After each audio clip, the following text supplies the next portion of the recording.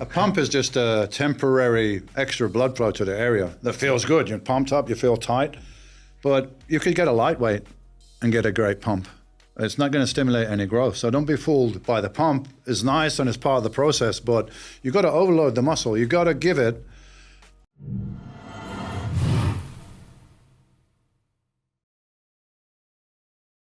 One of the really kind of unfortunate things about resistance training is that it fills the muscle with blood temporarily. Yeah.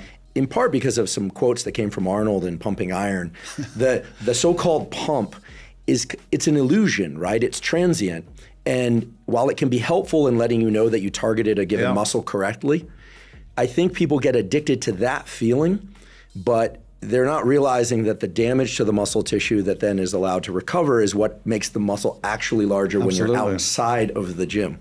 A pump is just a temporary extra blood flow to the area that feels good. You're pumped up, you feel tight, but you could get a lightweight and get a great pump.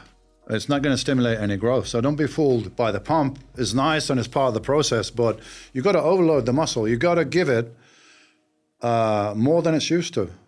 The body does not want to change. It wants to keep status quo. So you got to give it a bloody good reason, as we would say in England, to change, right? So you got to put more stress on the body than it's used to.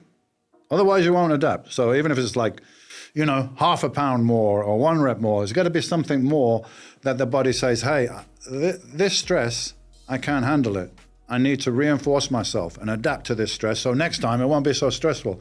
That's basically the process. So, and it can't be linear forever, right? Maybe in your first year of training, first 18 months, you just go in, like I put 20, 25 pounds on in the first 18 months that I was training and natural as well. So, you know, it becomes a case of diminishing returns though. Mm-hmm. And at some point you can't just keep going up like this. So I tell people train real hard for like 5 or 6 weeks and then come down for 2 weeks, maybe submaximal. So you'll sort of sawtooth it like that, hard for 5 or 6 weeks, then back off. And during that 2 weeks, are you telling people to stay out of the gym entirely? No, I'm telling them you can go in and do some lightweight, but nowhere near failure, blood flow, keep the maintenance. If you want to take a week off, I think it's good, a couple of times a year. A lot of guys, when I had a gym, you know, the guys, I'm stuck on this and that. I said, okay, take a week off.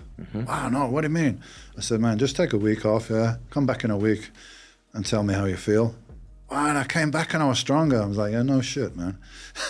So because you've rested. You let your body rest and rebuild. So that'd be a lesson.